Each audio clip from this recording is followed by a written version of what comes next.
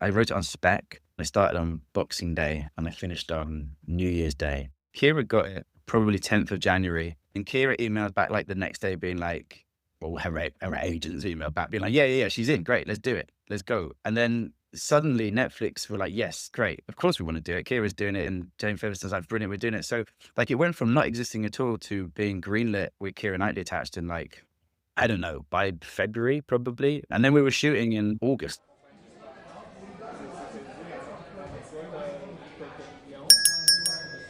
Good morning, and welcome back to 5 a.m. Story Talk, a place to talk about stories in all their forms, the craft that goes into them, and the role that art plays in our lives. I'm screenwriter, novelist, and now podcaster Cole Haddon, and today I'm going to be joined by JOE BARTON, who's the creator of brilliant TV series like Giri, Haji, The Lazarus Project, and most recently Black Doves, which has been a huge hit at Netflix. Now, you might have been expecting John Wick screenwriter Derek Kolstad as my guest this week, since I did promise as much in last week's episode with epidemiologist Dr. Anne Ramoyne, but alas, life happens. In this case, technology happened. When I sat down to edit my conversation with Derek, and this was the second podcast episode I ever recorded back when I was just working out how to do all this, I discovered the sound was unusable. It turns out I'd made a rookie mistake recording it because I let Derek wear earbuds, which the podcast app I use here, Riverside, doesn't get along well with. So my podcast chat with him was a wash, though fortunately there was still a salvageable transcript of what we talked about, so I'll be sharing that as a readable feature at the 5 a.m. Story Talk newsletter in August, to coincide with the release of Derek's latest film, Nobody 2, which he wrote along with the original, both starring my old neighbor Bob Odenkirk. You can subscribe to that newsletter in the show notes, as well as find links to everything discussed in today's conversation with JOE BARTON. Before I get into it with Joe, though, I want to acknowledge I'm recording this little introduction as the world around us seems to be burning down faster and faster. It's certainly doing a number on my head and ability to concentrate on just about anything. I expect it is yours too. I want to encourage you to distrust everything you're reading or seeing on social media as a default setting. Then dig into the subject from as many different directions as you can. Don't double-check, triple-check every so-called fact you encounter.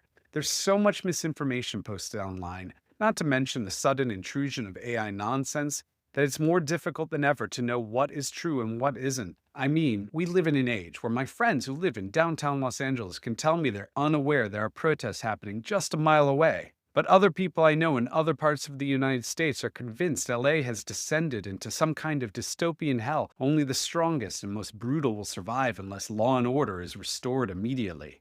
By the way, if you haven't checked out Andor yet, you need to get on that. It's not just the best Star Wars in decades, it's one of the very best TV series ever produced. And its second season is entirely about what I'm discussing here.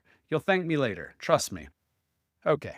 That's enough of that. Let's talk all things JOE BARTON. I've wanted to know this screenwriter for years, but somehow our paths never crossed, even when I was living in London. After I finished watching the first season of Black Doves, I decided to finally do something about that and asked his agent to put us in touch. Black Doves is this fun, sexy Christmas-set spy thriller from Netflix that stars Keira Knightley, Ben Whishaw, and Sarah Lancashire. You won't believe the story Joe told me about how he wrote Black Dove's pilot on spec and set the series up in just a few weeks. I'm still gobsmacked by it.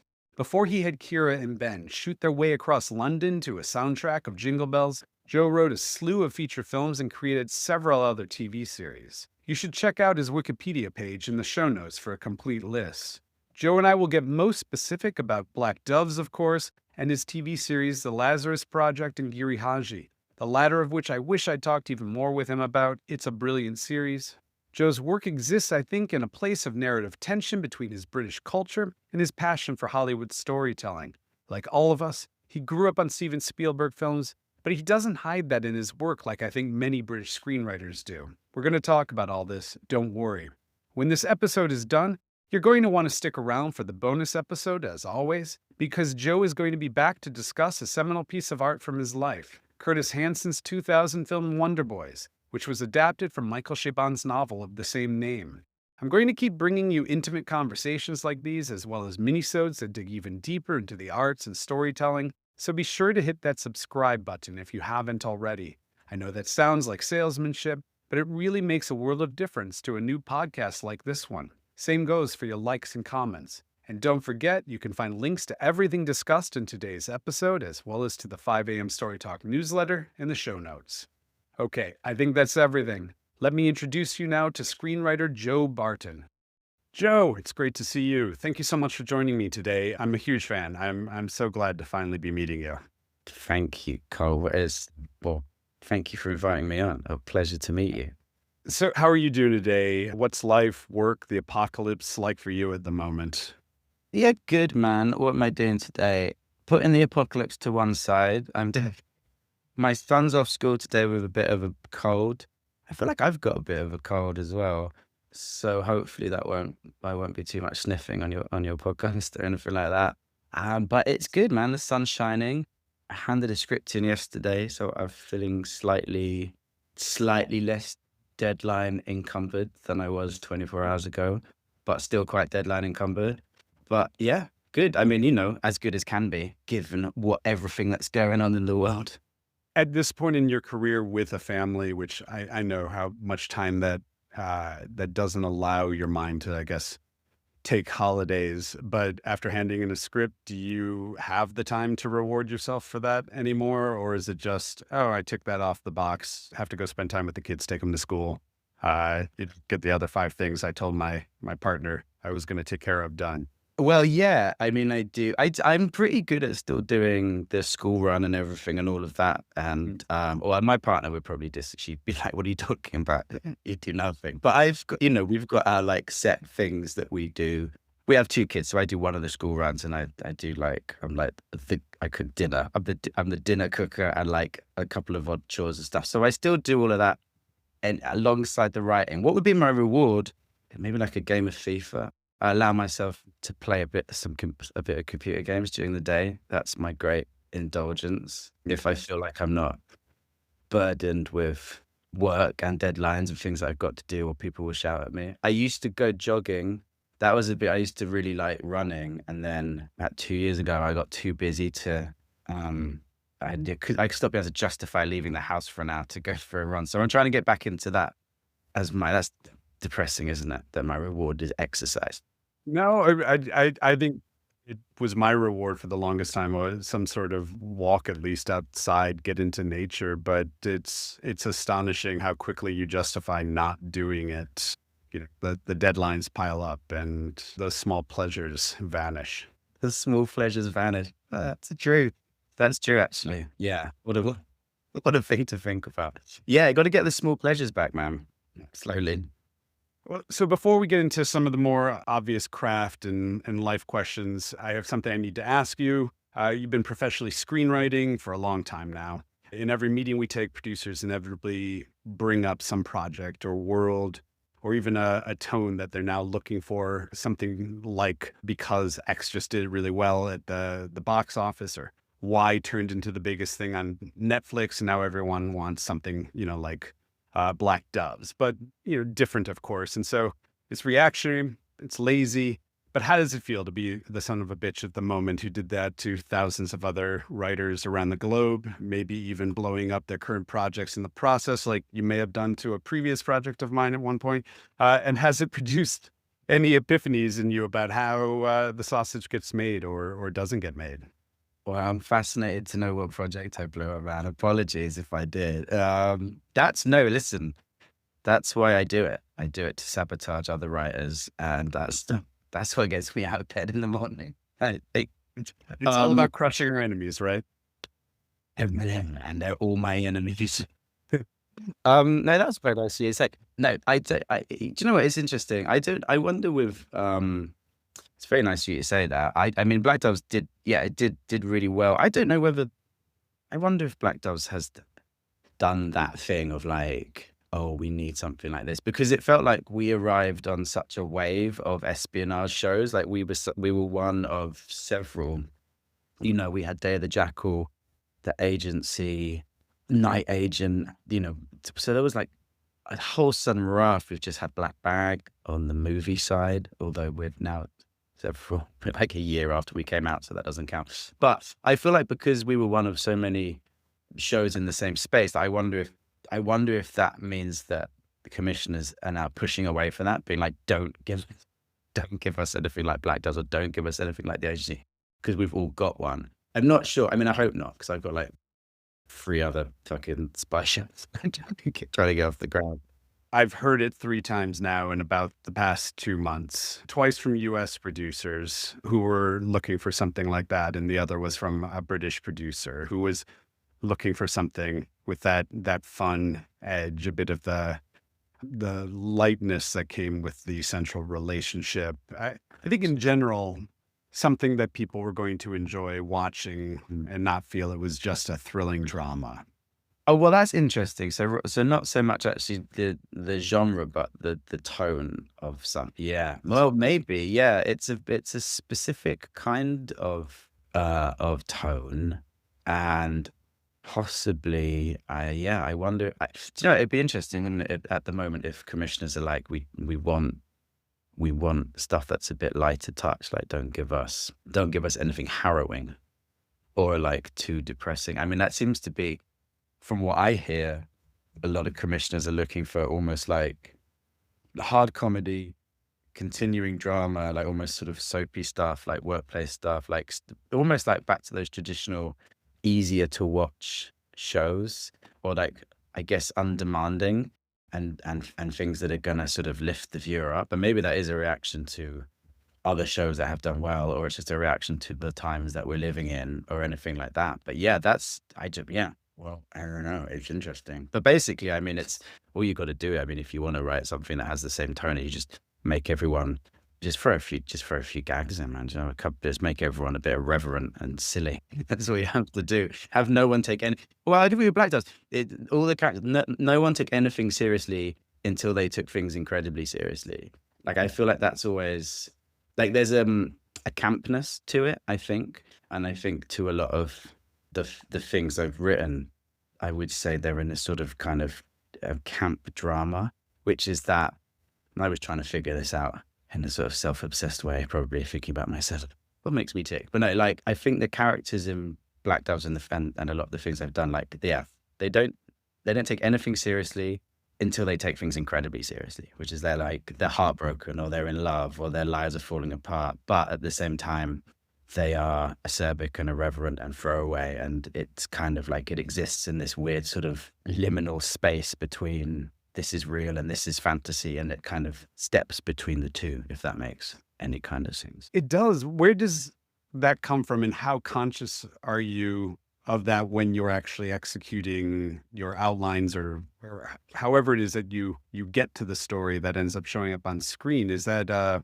love affair with a certain type of film? For example, I've stolen endlessly from screwball comedies from the 30s and 40s when it comes to banter. Where does that come from for you? And yeah, like I asked, are you conscious of it, or are you only aware of it after the fact? Well, I think you become conscious of it the more you do it, or you certainly for me, it's the sort of dawning realization, this is just how I write. I think that having, it's almost like you sort of, when writing a scene, there are always, you have options of which way you can go tonally or whatever. And there's always if there's ever the option of putting in a I don't know, a joke, or like a kind of a line that slightly offsets the drama or whatever, I always take it. Like, I can't help myself. And so, you know, scene by scene, the tone of it becomes, you know, these characters who are, yeah, always just trying to be funny and just trying to be witty. And I'm not to sort of, I don't know, hearing myself say that made me want to punch my own work in the face. I feel like it is at this point just the way my head works, or the way my mind works. And I don't know if that's like based on anything specific. I guess growing up, like maybe I just watched too much of The West Wing or some stuff like that. Or I don't know where it comes from. Good question. Great reference for what you're discussing, though. The West Wing, that borderline camp that somehow pulls off hard drama alongside of it.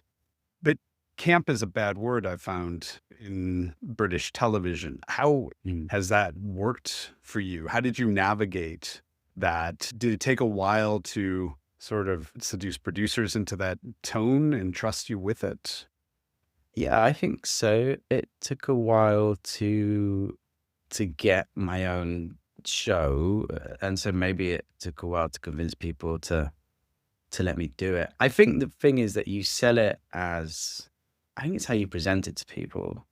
Like with something like Giri Haji, which is the first show I wrote that was mine. And I look at that as being like, yeah, I think the storytelling in that is quite camp and like quite sort of over the top in a way. But we sold it as a crime show. We like went in and we were like, this is a modern crime show. It's a thriller.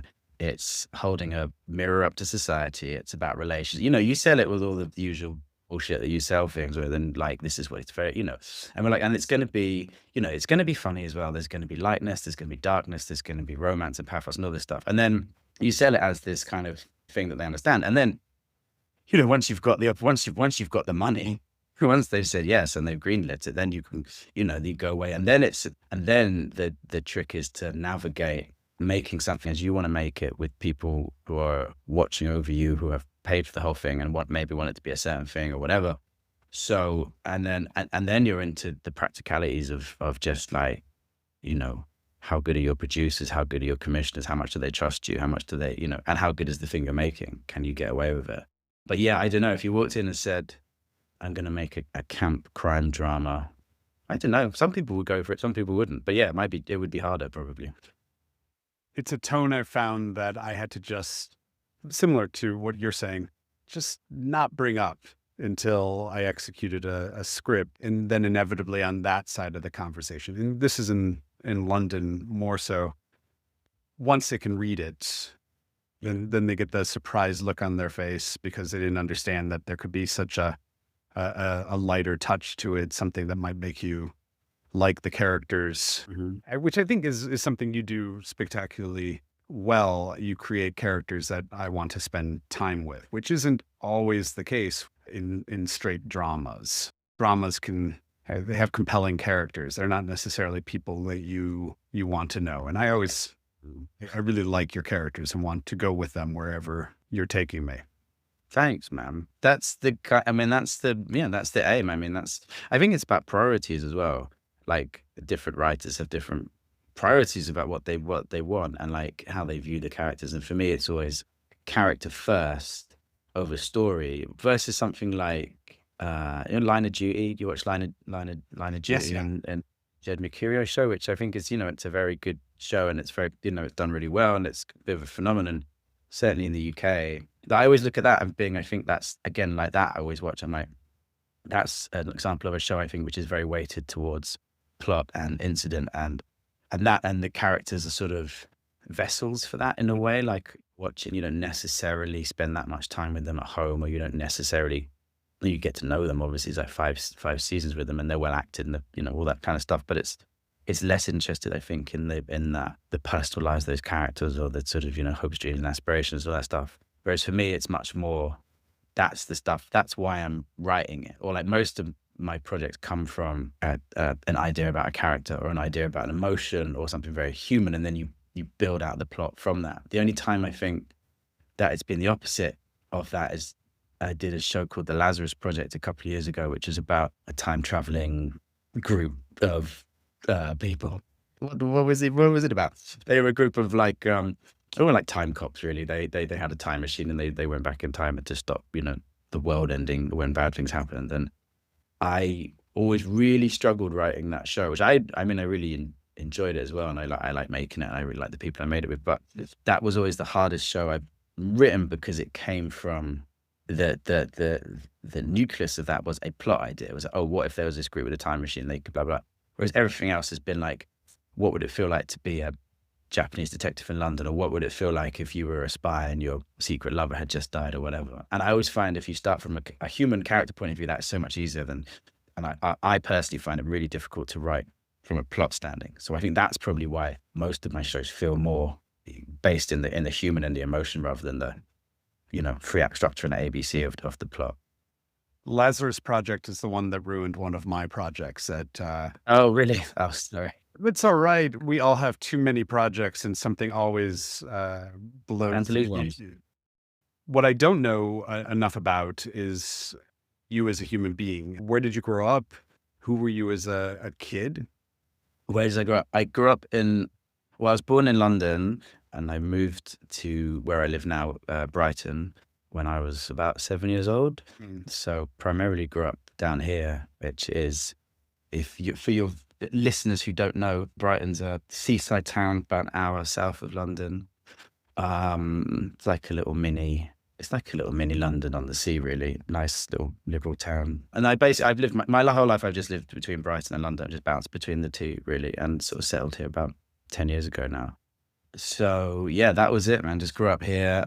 In terms of like what we do now, like, I always wanted to get into this industry, and I was always like one of those kids that was making like little movies with camcorders and stuff, and going out on the weekends and trying to like recreate Die Hard with my friends in the park and stuff like that. That was kind of my thing. And that, from like quite a young age, and I was always into like writing stories and all of that kind of stuff. A precocious child, probably, in many ways. So much of what you write has at least a touch of genre in there. Did you grow up reading comic books? Were you the action film kid? Did that love affair come later, or do you not even care that much about genre today? That's just a vehicle to tell the story that you want to tell. I was always into genre stuff, definitely. When I was a kid, I mean, I was a big Spielberg fan, as most people are. That was my thing. He was like the thing that got me into not just like movies, but understanding that movies were a thing that were made, that were because there's that moment as a child when you realize that these are things that people make. They're not just magic stories that are just beamed into my TV. And I remember watching Raiders of the Lost Ark making of documentaries. I had the VHS, and it was like, it came with it, and I watched that, and it was like all that sort of behind the scenes footage of like, bearded men in the 70s in the desert, like on camera dollies zooming around, and the extras running. And I remember there was this thing where they talked about how the last shot that they filmed of Raiders, I think, was an explosion. I think it's the bit where Indiana Jones thinks that Marion has died in an exploding truck or something. Anyway. And they were talking about how, this was the last shot they filmed, and after this they were done. And the idea that they didn't shoot the film in order was like, blew my mind. And I was, oh my God, like this suddenly became aware of it. And then I just sort of became obsessed with that, and with him, and with those movies. And Jaws was a massive film for me as a kid. I used to, my mum used to take me to Asda, the supermarket, and she would leave me in the VHS section where she went off and did the shopping. And I would stand in front of the videos for probably 45 minutes. And I would generally just hold the Jaws box, the VHS box, because I was obsessed with this film, and I was really, and still am, really scared of sharks. So I was obsessed with this film, but too scared to watch it, and probably too young to watch it. But I would just look at the box, and I would look at the box of Jaws, and then Jaws 2, because the thing about the Jaws 2 VHS box was on the back of it, there was a clip or a little photo from the film, and you could see the shark fin next to this actress in the water. And I would just stare at that bit, like my mind just like imagining what horrors that must be in this film that I can only could never imagine one day. What I've watched it now, and it's actually Jaws 2 pretty good. I think there's slightly maligned sequel. It is. I'll make Jaws worse for you, because I mentioned earlier that my mom was Australian. She wouldn't let us go near those films. And the justification was always, we'd go to the beach every summer, and you hear about some child who didn't come back because she grew up in Sydney. And so my relationship, until I finally saw it at 17, was just, everybody dies when they go in the ocean. And so by the time I finally saw it, it was like watching the scariest thing in the world, because it had been beaten into me, brainwashed. I'd been brainwashed into thinking this was every trip to the beach every family ever experienced. That's mad, isn't it? Because when it's actually presented to you as a plausibility, this might actually happen. Yeah. No, in my family it was, it happens. I still have trouble going in the ocean. Oh, yeah, man. Same. I mean, I've never been to Australia, but I genuinely I'm not sure I would go. I'm not sure I could do it. I'm like, I get scared. I don't go in the sea in Brighton, and I pretty much guarantee we don't have any great white sharks here at all. But it's the thought, do you know what I mean? It never leaves you. But yeah. Where it's actually a possibility. I mean, I was, when last time I was in LA, and I was like, my kids were like paddling in the water, and I was like, I know there are great white sharks around here. I know there are. You're not allowed in. I was like your mum, basically. You'll die. You'll be taken. No, but man, I can't even go in swimming pools. Honestly, it's I should talk to someone about it. I was obsessed with Jaws and then Jurassic Park and all that stuff. And, I mean, filmmaker like Spielberg is not like, a shock, but that was me. He was my guy. And then it was, all Hollywood movies, really. It was all of that stuff. And, growing up, that's all I watched. And I remember when I did a film course at university. So I was like, my whole thing's like, I'm going off to try and become a filmmaker. Like very early on, I knew I thought I wanted to be Steven Spielberg, or I wanted to make, movies or TV or whatever. And I remember slightly feeling a little like the British film industry didn't particularly, I don't know if it didn't interest me or didn't speak to me. I don't know why, because they're incredible, like Mike Leigh or Ken Loach, but it just wasn't, for whatever reason, at that age, when I was younger, that wasn't something that particularly interested me. And I remember seeing 28 Days Later, I was just about to go off to university, or had just gone off to university or something like that. Anyway, and I remember seeing that and being so excited by the fact that there was a film which felt uniquely British, like felt very, it had that sort of lo-fi scrappiness, obviously set in London, set in England, but with a Hollywood idea, like zombies, that fucking like, London, it had scale, it had like all the things that I had loved as a kid growing up, but it also had this sort of uniquely sort of British flavor. And I just remember being so excited by the idea of actually the British film industry could also do things that weren't just, four weddings and a funeral knockoffs or lottery funded shit or whatever, or, or films that I didn't think that I couldn't or wouldn't make. So yeah, it's always been a genre thing, and then trying to sort of match a Hollywood sense of, Hollywood ideas or Hollywood stories with a British sensibility. That's the idea anyway. I'm curious about that because you're describing essentially your creative imagination being shaped by Hollywood, but your cultural imagination is British. And how do you synthesize that without going mental, working in a film TV industry that doesn't want 98% of what inspired you as a child to show up on their screens? I mean, that's always been my sense, that you want to watch it, but that's not what we do here. Yeah, I mean, basically, but I think I think it comes back slightly to what we were talking about earlier, maybe even before we started recording. I can't remember. We were talking about like the career you want, or the writer that you realize you are, or whatever. Like, and I think one of the things I sort of realized is that not actually, for all the influence of Hollywood and all that stuff, like I don't actually know if I am, like, do I actually want to do straight up like Hollywood movies, or is it that there's just elements of that have sort of sunk in and that I take, like, and that might even be as like regressively as just like throwing a gunfight in occasionally, or having elements of action, or not being pure drama, but having these story motors which will occasionally slip into the bigger sort of brasher Hollywood storytelling, like, like with obviously like Black Doves most recently, there are times when it's quite, it's spy, it's espionage, so it's always a genre thing, but it is quite sort of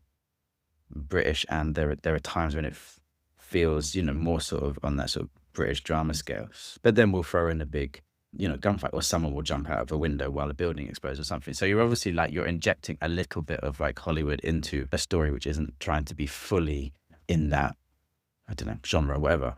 So maybe it's just about always having one foot in the Hollywood machine, but not trying to fully commit to it. I don't know. I don't know. But it's true that commissioners, people over here generally, you see it sometimes. You see, like, I remember there was, Edgar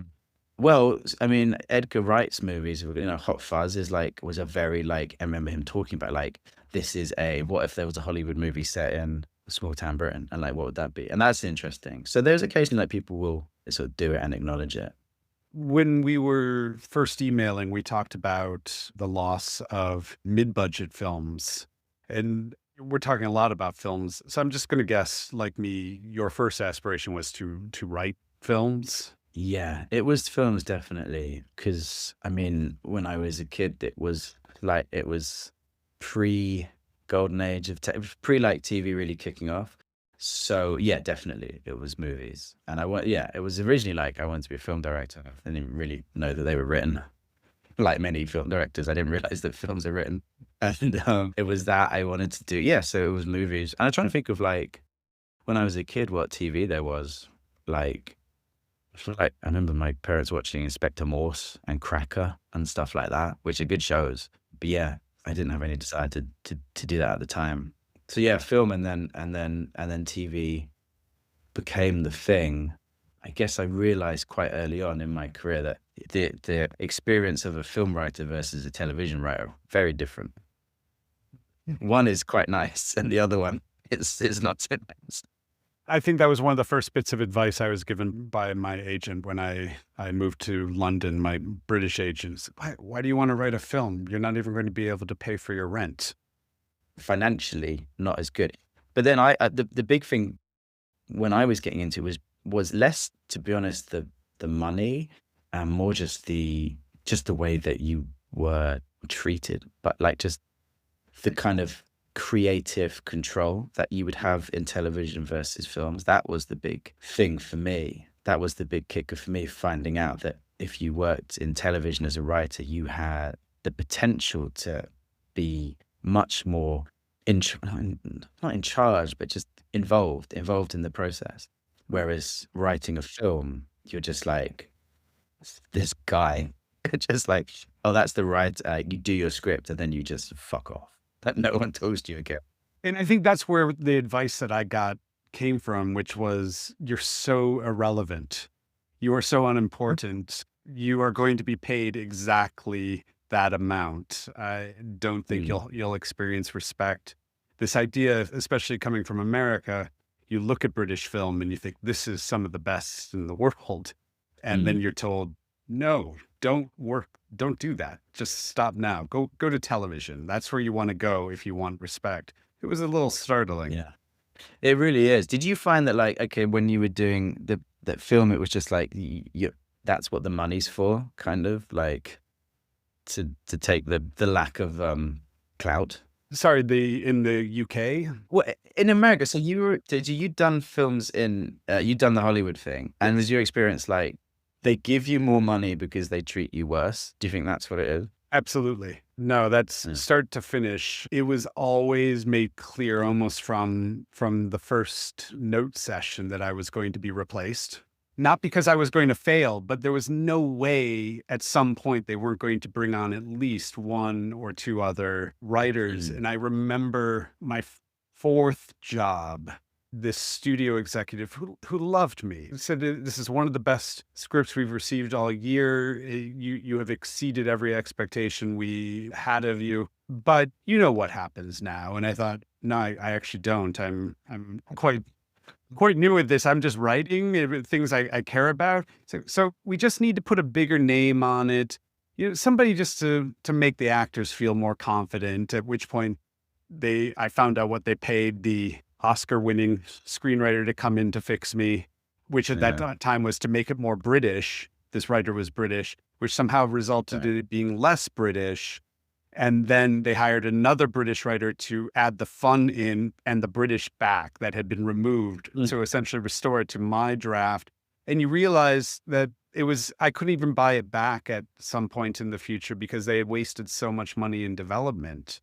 It was just every project I was on, it was transactional, and you hope to be the first writer in because you had the best chance of getting credit. It was very miserable experience compared to television. But I love films.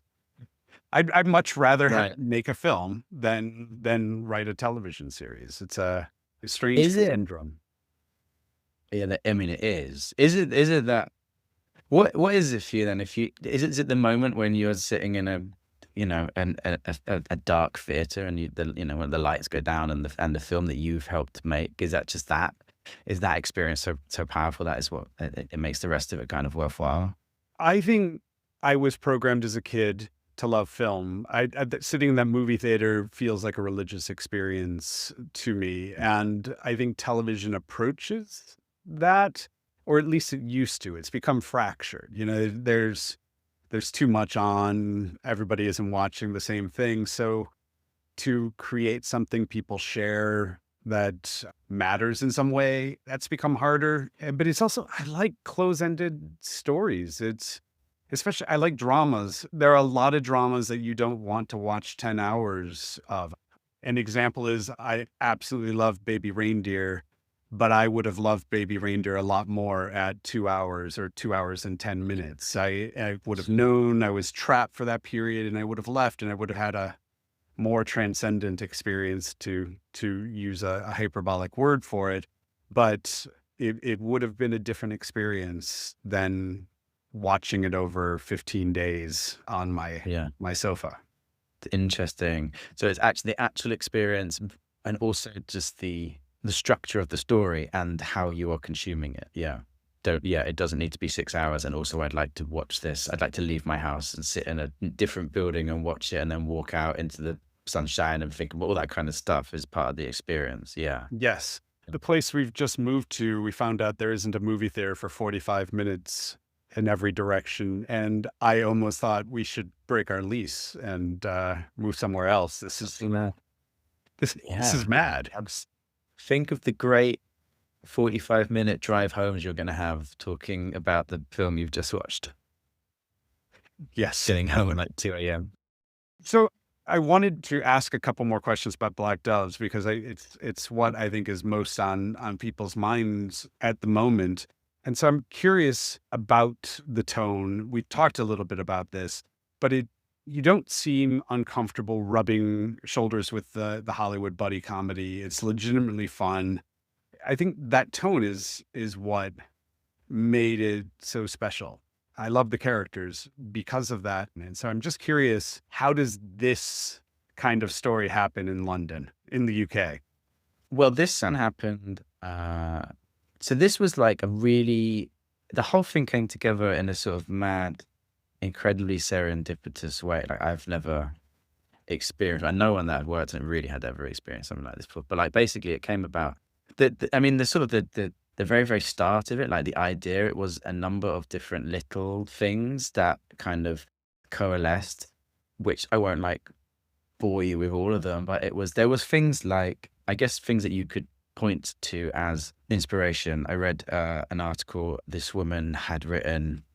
Well, she'd written a letter to the sort of advice column in a newspaper, and her predicament was the man that she loved, or the man that she'd been in a relationship for several years, had just passed away. I think this woman was in her 50s or 60s, and her partner had just died. But the sort of twist was that he had been married to someone else. So theirs had been a clandestine relationship. And so she was basically saying, I'm obviously grieving this person, but I feel like I can't tell anyone because we were having an affair. And so the idea of someone grieving secretly, I thought was really interesting. So I had that. I had a bit of the spy cop scandal in the UK, which I don't know if you know about. It was a sort of historical thing where a load of Met police officers infiltrated a environmental group, and they ended up having relationships with lots of the women in this group, having children, years and years, and then suddenly these guys just disappeared. A completely horrific thing that happened, and I think it's currently back in the courts now. It was that. There was like, a lot of times I get ideas just from like almost like pretending, or like playing like as a kid, you know what I mean? Like your imagination. It was Christmas, and I'd gone up to a Christmas party, and I was staying in a hotel, and I walked into the hotel, and the hotel was like thrumming, man. It was like this, there were a couple of different Christmas parties going on, and it was just, there were trees everywhere, the music blaring, people like drunk and having a good time. And I checked into my room, and I went out and stood on the balcony in my room, had a cigarette. I was looking out over London. I could see the Shard. It was all lit up red and green for Christmas. And it was partly, I was just standing there being like, this is an interesting, like, basically like, what if I was a spy? Or like, what if what if I was a more interesting person than I am? Or like, you know what I mean? Like, what if I was here for some interesting reason? It felt cinematic. And I suppose in that moment of trying to imagine myself as a character, and that what I came up with was slightly sort of, oh, what if I was, I don't know, on my way to like, what was a hitman? What was on my way to do this? That? Anyway, imagining scenarios of that. And I'd sort of threw all these different things together, these little ideas in my head. And I wanted to do a spy thing anyway, because I'd seen another spy show that my friend had directed called A Spy Amongst Friends. And so I'd been kind of on an espionage bent for a while. And I wrote Black Doves really, I wrote it on spec. I wrote it really quickly. I wrote the first episode in a week. And I started on Boxing Day and I finished on New Year's Day. And it had just been that thing where I was like, occasionally it'll happen. Not as often as I'd like, but occasionally I'd sit down and an idea would just sort of, come out. And so I'd written this thing and just not really planned it or anything, just wanted to see where it would go. The one scene I had in my head was spy is approached by her handler to be told that her secret lover is dead. And by the way, everyone knows what she'd done. And now this is a problem, which is in the first episode with Sarah Lancashire and Kira. So I had that and I wrote this script real quick and I sent it to my manager. I don't know why I'm giving the whole potted history. I'm going to go real quick potted history of how it happened. Just I don't know if it's helpful to sort of explain how it sort of came about within the thing. And it was, but again, it was also serendipitous. I sent it to my manager like on the 2nd of January or something after I finished it, or maybe like a week later. And the day after I sent it to him, just to be like, I've written this thing. Tell me what you think. I got an email back from him being like, oh, by the way, Keira Knightley, who is represented at the same management firm, is looking to do high-end television. She'd like to do something that's set in London, because that's where she lives, the kids go to school, all that kind of stuff, like practical reasons and creative reasons. Well, something good, high-end, blah, blah, all this stuff. And I was like, well, I just wrote this thing over Christmas with the, female lead, her age, and, she would be great in it, blah, blah, blah. Like, why don't we send her that? So my manager's like, yes, let's send her that straight away. Send it to her reps first. And they were like, we like this. They sent it to Kira. Sorry, Friday. You sent the script to Keira Knightley that you wrote over 4 or 5 days. Was that all the work that went into the script before it showed up on her? Yeah. Wow. Well, this was so I'd started on Boxing Day. Kira got it probably 10th of January. So it went from not existing at all. So Kira gets it. And then she read it over the weekend. So I was like, yeah, send it to Keira Knightley. Like, I'm a fan of Keira Knightley. Like, always nice to know someone that I like read something, but not really thinking, So I get email like 4 days later being like, Kira's read it and she loves it. Would you like to meet her this week? I was like, yeah, sure. Like, yeah, great. I'll do that. So I jump on a train, go up to London, have a coffee with Kira, who's lovely. And we chatted about it. And she's like, yeah, I really like the script. And she's like, I just, what happens next? I was like, I don't know. I have no idea what happens next. I was like, I literally have no idea how it ends, but like, I think it could be fun to find out, like if you wanted to, but let me know what you're thinking. So I went home, so that was nice. Met Keira Knightley, had a nice chat, stuff like that. At the same time as that, I'd emailed it to Sister Pictures, who are the independent production company that I work with quite often. And I have a company with them. Jane Featherstone, who's sort of a, British TV royalty, is the producer there. And I sent her this script. And I said, I wrote this over Christmas. This is still like January, by the way. I wrote this over Christmas. I'm about to meet Keira Knightley. She likes it. Do you like it? Would you like to do it? And she read it and she was like, yes, I really like this. And it'd be great if Kira's doing it. At that time, she was in Budapest making a show called Eric, Benedict Cumberbatch show with Netflix. She was out to dinner with Anne Mensah, who's the head of Netflix UK, just having dinner, like chatting away. And she's like, what are Netflix looking for? Anne Mensah, head of Netflix UK, said, well, the things I'm really looking for is I want British espionage, female-led A-list talent. And so Jane Featherstone's like, well, you'll never guess. I've got the script I got yesterday that Keira Knightley is interested in being in. By the way, can I give it to you? So then Anne Mensah at Netflix has got it, Jane Featherstone's in. Keira emailed back like the next day being like, well, her agents emailed back more likely probably being like, yeah, she's in. Great, let's do it. Let's go. And then suddenly Netflix were like, yes, great. Of course we want to do it. Kira's doing it. It's a good script. We like it. And Jane Featherstone's like, brilliant, we're doing it. So like it went from not existing at all to being greenlit with Keira Knightley attached in like, I don't know, by February probably. And it was, so it was just this crazy thing. Yeah. And then we were shooting in August or September or something. So the whole thing was so quick. That's insane, start to finish. I'm a little speechless. Sorry. Serendipitous is, I don't even know if that's an adequate word for how perfect that is, because they don't they happen like that. I feel like once in a career. That's amazing. Well Yeah. done. Yeah. Yeah. I've never experienced anything like it. It's crazy. The relationship between the two leads is, I felt I hadn't seen something like this before, this female male relationship, but the idea of making the hitman gay, that they had this buddy relationship, this undying love almost Yeah.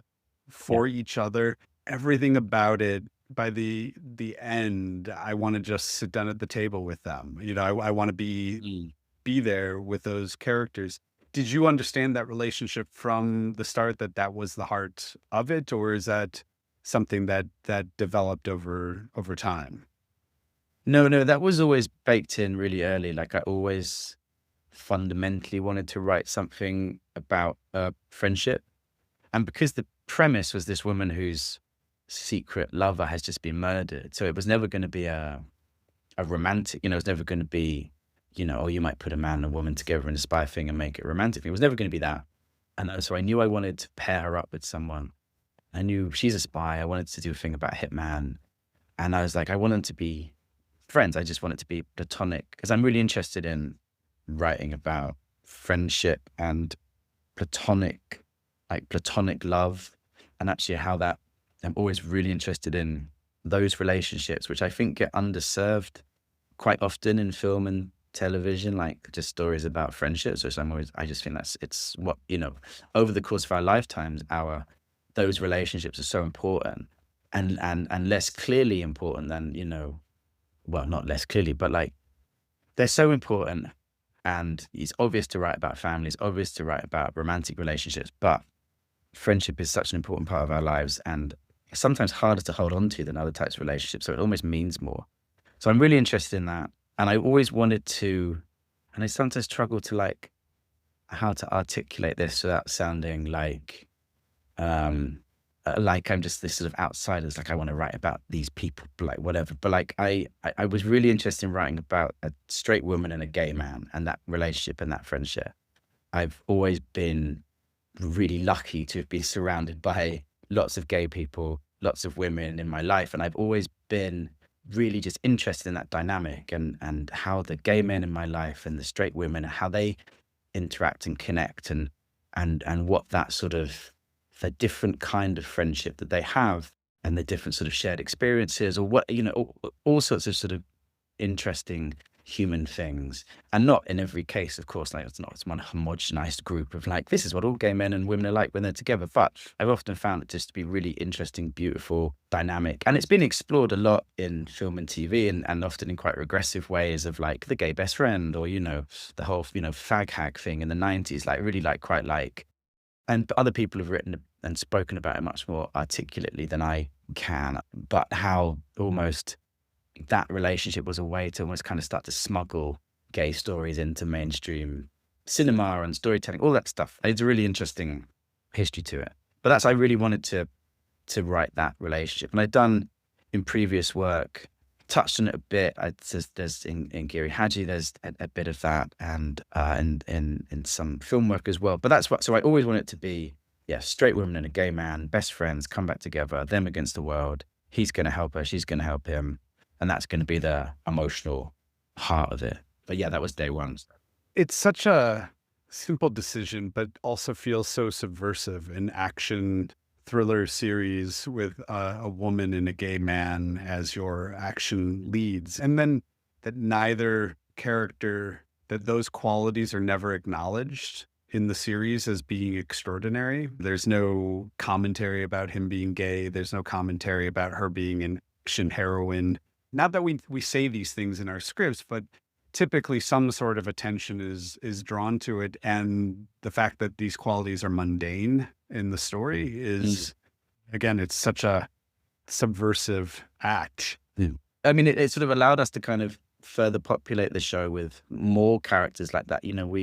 Sarah Lancashire's character was originally written as a man, and we were like, oh, that would be more interesting as a woman. There's the two female hitmen that come along with them who it's sort of heavily implied are probably gay as well. And there's Lenny, the assassin sort of agent that's there. And there's the other assassin, Danny, who comes. So it sort of allowed us to like by the end, and Tracy Ullman turns up, and so it became this show which was mostly sort of populated by women and gay people, gay characters, and it was, yeah, I don't know, it just allowed the whole thing to kind of take this different tone and feel, which is it sort of sprung from that, which was lovely, you know, to be able to do something that was, those characters were just, I don't know, more interesting, I think.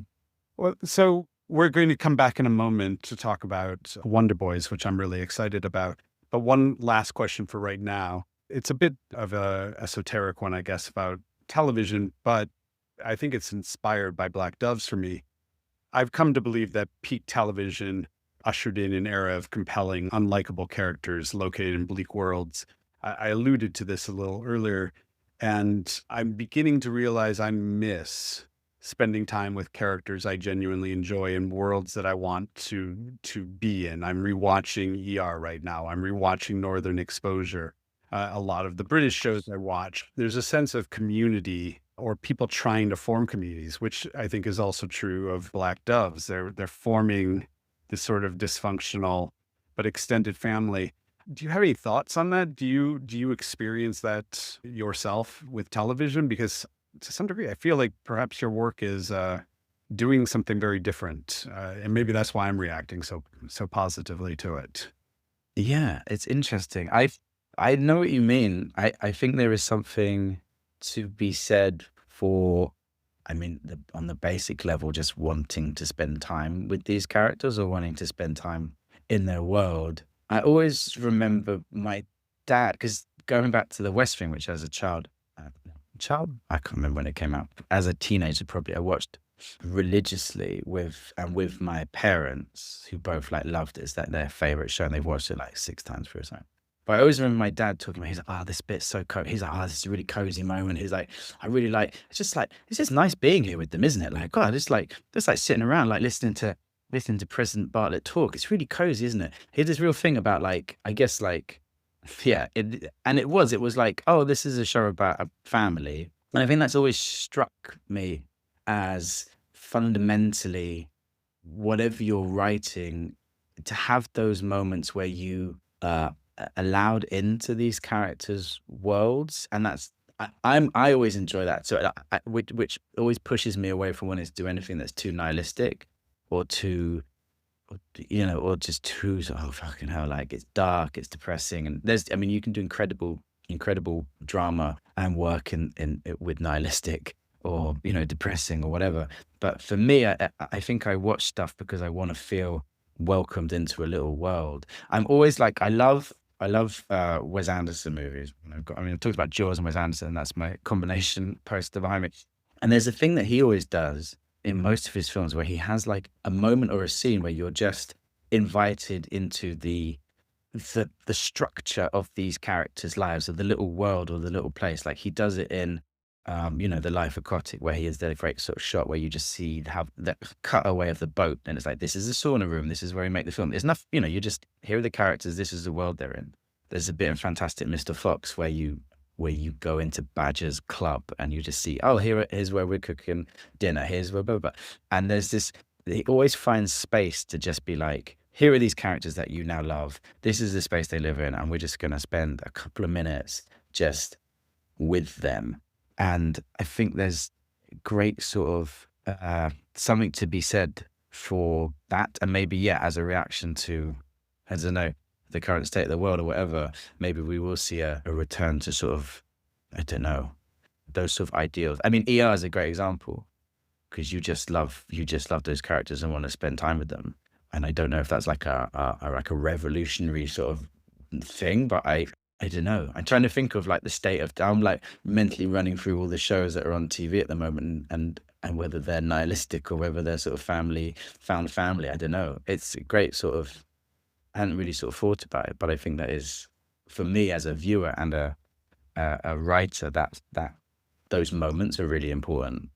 I think for me, I think it's true of my writing as well, but the time that I give to television, I find myself reverting back to when I was a teenager. It ends up feeling like an extension of the family in some way, as you were describing about your father reacting to West Wing. You invest a lot of time of your life into these things. And At 48, I'm now finding I'm rejecting things that leave me feeling uncomfortable and miserable for long periods of time. So I need shows like Black Doves. So thank you for that.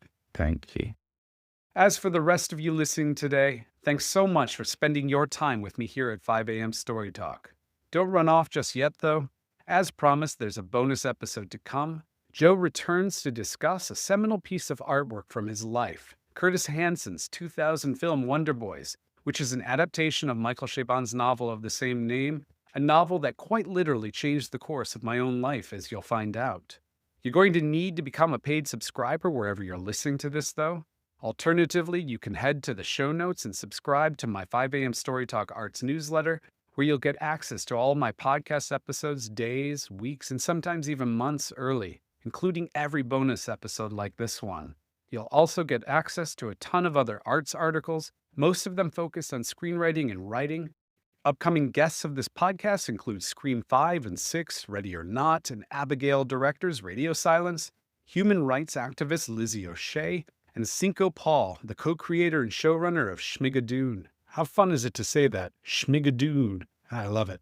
Next week, you'll be getting another mini-sode from me, this time about Andor, Star Wars' historical problem with moral absolutism and our own blind devotion to ancient religions and their ideas of good and evil. And if that's not enough, why the Jedi maybe, probably, had it coming.